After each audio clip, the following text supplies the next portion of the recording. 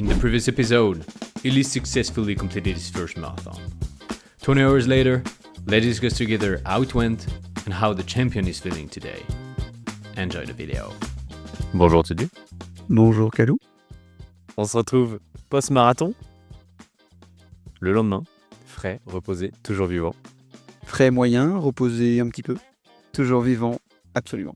Et on est là pour le débrief post-marathon. Le fameux. Alors, 4 à 5 mois plus tard, après notre première interview, comment tu te sens ? C'est vrai, qui précédait de 2 à 3 mois le début de notre préparation. C'était très en amont. Écoute, je me sens très bien. Tout aussi bien qu'avant notre prépa, peut-être même un peu mieux. Et psychologiquement accompli. Est-ce que tu peux dire finalement la phrase que tu souhaitais dire Je avant la prépa ? suis marathonien. Oui. Prover. Des prouveurs, que des prouveurs ici. Donc, on fait ces interviews pour partager ce qu'on vit et potentiellement inspirer ceux qui souhaitent être inspirés, plein d'autres, les plus jeunes, les moins jeunes, tout en voulant fournir une image assez réaliste de ce qu'on a vécu. Donc, comment s'est passé ton marathon ? Mon marathon est allé de positif en négatif, de confort en inconfort. Et finalement, l'expérience globale s'est bien passée, mais que ce fut dur. Peut-être par une mauvaise gestion de course, peut-être par une non-connaissance des conditions de course, parce qu'on rappelle que c'était ma première course en général, pas marathon ou que ce soit semi-10 km, je n'avais jamais fait de course, donc je ne savais pas comment se passaient les ravitaillements, les gens sur la route, qui étaient très très nombreux. Voilà, peut-être ça, peut-être le jour J, peut-être un manque de sommeil, je sais pas, ou peut-être tout simplement pas assez près, ou une mauvaise stratégie de course, dont on reparlera peut-être, mais Donc finalement, qu'est-ce qui s'est passé ? Ou alors, on peut peut-être déjà donner le résultat, c'est-à-dire le résultat versus ce qu'on attendait, ce qu'on souhaitait faire. Et au final, là, tu as annoncé plein de domaines de discussion, plein de directions qu'on pourrait prendre. Donc, on s'attendait à quoi ? On visait quoi ? Et qu'est-ce qu'on a fait ? initialement, avant notre prépa, on visait moins de 4 heures, pour rappel, lors de notre première interview par exemple. Lors de notre prépa qui se passait plutôt bien, ça a été décidé de revoir l'objectif à 3h45, l'objectif idéal donc qu'on visait le jour du marathon. Pourquoi 3h45 ? Pourquoi 3h45 ? Parce que nos allures nous le permettaient. Et pour faire mieux, Et pour faire mieux que pour l'année dernière. Voilà, c'est ça, il voulait surtout... La vraie raison, battre le résultat de Kalou l'année dernière au Marathon de Paris 2024, où il avait fait 3h47 et 32 secondes. Il est fort. Très fort. Et finalement, spoiler, le résultat de cette année, 3h 58 minutes et 40 secondes. et 40 secondes. Aïe, aïe, aïe, aïe, Plus aïe, 13 aïe, minutes. Que s'est-il passé dans les coulisses de ce marathon ? Première chose Et qu'on du peut retenir, moins de 4 heures. Moins de 4 heures. Moins de 4 heures. Sécurisé. Objectif officieux, sécurisé. Maintenant, qu'est-ce qui s'est passé ? Une stratégie de course qui, comme on l'a vu, était de partir plutôt fort. Donc pour que les gens sachent, il y aura une vidéo récapitulative du marathon qui sera sortie, qu'on mettra en lien en haut à droite de l'écran. Et donc dans cette vidéo, on expliquera que notre stratégie était de partir plutôt un peu plus fort. Donc le début de course qui s'est très bien passé, et ensuite donc un mélange de toutes les conditions que j'ai expliquées. Donc des raisons multifactorielles finalement qui ont amené un craquage progressif à partir du 28e kilomètre, qui est plutôt tôt. Sur un marathon, on connaît le mur du 30e, le mur du 35e. Le mur du 28e est plus rare, mais vicieux, sournois, insidieux. Il rôde. Il rôde, et malheureusement, il m'a frappé, moi particulièrement. D'abord, une légère baisse de forme, mais rien de faramineux. Au 25e kilomètre, très bien, les jambes très légères, une très bonne première moitié de course. Et puis, des débuts de crampes ensuite au 30e kilomètre assez vite. Donc je pense un manque d'hydratation qui a été constaté même par la suite. Je pense que je me suis pas bien hydraté parce que je gérais mal les ravitaillements que je connaissais pas. Je pensais avoir plus d'eau au ravitaillement, finalement c'était des gobelets, donc on en renversait la quasi-totalité. J'étais parti avec un peu d'eau mais pas assez.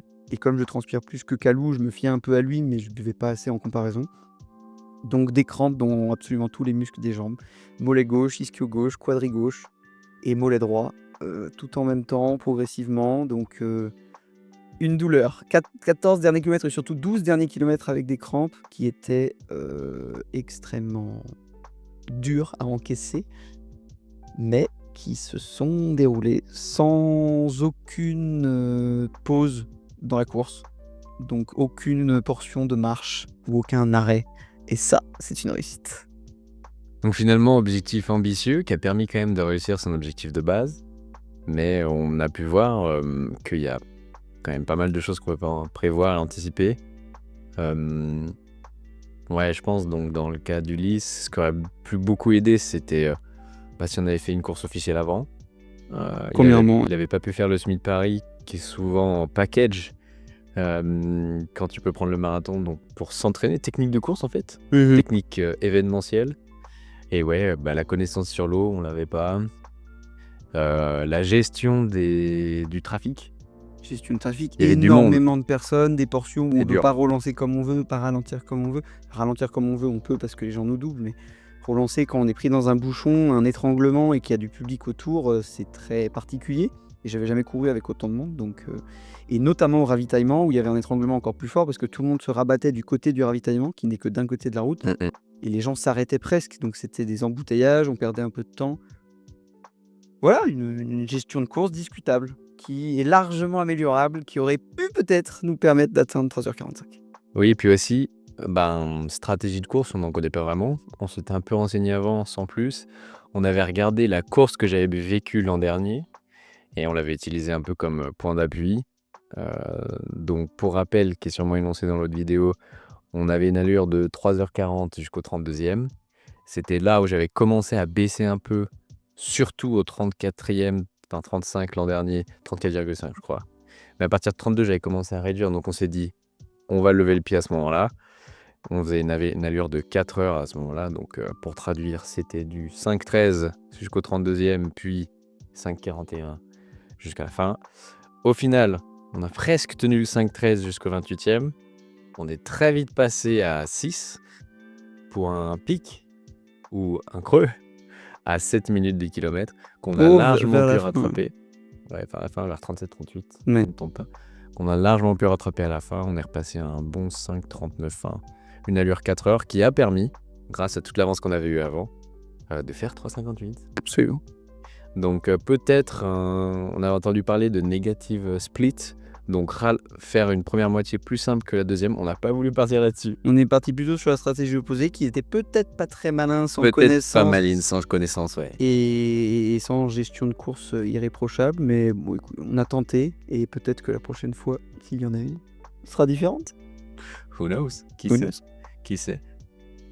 Est-ce que ça t'a plu? Là, on peut peut-être parler du côté... Donc là, on a parlé un côté très événementiel ou terre à terre, ressenti de l'événement, mais d'un point de vue peut-être mindset, spirituel dans la tête. Qu'est-ce que ça t'a apporté? Est-ce que tu t'es... Juste pour aider et donner de l'introduction, moi, le premier marathon que j'avais fait tout seul l'an dernier, c'était pour me prouver des choses à moi et me montrer que quelque chose qui paraissait impossible aux yeux du plus grand nombre pouvait être fait en 4 mois. 4 mois... 3 même. Ouais, en 3 mois de préparation, ouais. Donc, From Zero to Hero, c'était le nom qu'on avait donné à cette aventure. On l'a pas trop gardé en branding, mais Non, on pas avait tant. commencé à faire ça. C'est parce que j'étais pas un zero dès le début. C'est ça, c'était pas un zero. Ça marchait pas. Moi, j'étais un zero. Non, non plus. T'étais un 100. 100. Et je voulais me prouver ça. Et pour me dire que voilà, on peut tous faire des grandes choses, il faut juste un peu se donner les moyens. Qu'est-ce que ça t'a apporté sur ces aspects-là? Ça m'a apporté, c'est une très bonne question. Je dirais que ça m'a apporté déjà un rythme d'emploi du temps et une rigueur organisationnelle que peu de choses m'imposent. Parce que je vis de manière assez peu cadencée et assez au jour le jour, à m'organiser pas à la dernière minute ou à pas m'organiser du tout finalement. Donc ça m'a imposé cette rigueur-là, ça m'a permis de voir que moi qui n'aime pas la course de base, je me suis pris un peu au jeu et surtout avec 12 semaines seulement de prépa en partant presque de 0 parce que je fais déjà beaucoup de sport à côté mais pas de course. J'ai pu atteindre un niveau qui m'a permis de courir un marathon en moins de 4 heures, donc ça c'est intéressant de voir que, n'importe qui en conditions physiques, correctes peut atteindre ce genre d'objectif ou au moins finir un marathon. Peut-être s'ils partent avec un peu d'avance ou un peu de retard par rapport à moi, peut-être pas le même temps ou pas la même prépa, mais autrement, tout est possible finalement quand on en a la volonté et qu'on s'en donne les moyens. La prépa a été avec quelques pépins physiques en plus, quelques blessures ou autres, donc C'est vrai de son côté. pas tant optimal Ouais, et pourtant. et pourtant. Donc très content. Très content. Pour une première, très content. Donc peut-être tu cherchais moins des choses à te prouver. C'est vrai qu'on voulait avoir une expérience un peu sociale, voir comment ça allait se passer à deux. Mais au moins t'as pu voir alors que un cadre de vie, ça pouvait t'aider et que finalement on peut faire autre chose en peu de temps, quoi. Absolument, absolument. Tout est possible. Oh là C'est là, qu'il faut retenir. c'est haut. Prochaine aventure, on sait pas. Là, ça nous a quand même chauffé. On a envie de tester nos temps sur un 10 km et un 21 km. On est un peu des cochons, on pense le faire dans 10 jours. Oui, dans 10 jours, potentiellement le 10 km. Un jour par kilomètre. Voilà. Et dans 3 semaines, un petit peu moins. Ça tourne bien, parce que c'est le second. moment où on va se voir. Ouais. Mais sans course officielle, Voilà. aucune, sans pression. La pression de nous-mêmes, uniquement. Les copains. Les copains. Mais voilà, voir un peu nos temps respectifs sur 10 km, sur semi. Et voir si on aurait pu faire mieux sur marathon. Avec des extrapolations. Très bien. On a des conseils pour les nouveaux, on a raconté ce qu'on a vécu. La suite. Au prochain épisode. Est-ce que tu as d'autres choses à apporter? Non, je ne pense pas. En tout cas, faites-le si vous en avez envie, si vous en avez volonté. C'est possible n'importe quand dans votre vie. Prenez le temps de faire les choses sans vous blesser, selon d'où vous partez. Mais faites-le et vous en serez très heureux après. Et le jour du marathon, vous faire encourager par des dizaines, des centaines de personnes qui crient votre nom alors qu'ils ne vous connaissent pas, mais qui lisent juste votre dossard, c'est une sensation incroyable. Donc C'est faites-le. Merci beaucoup, Tudu. Avec plaisir. Merci à toi, Kelo.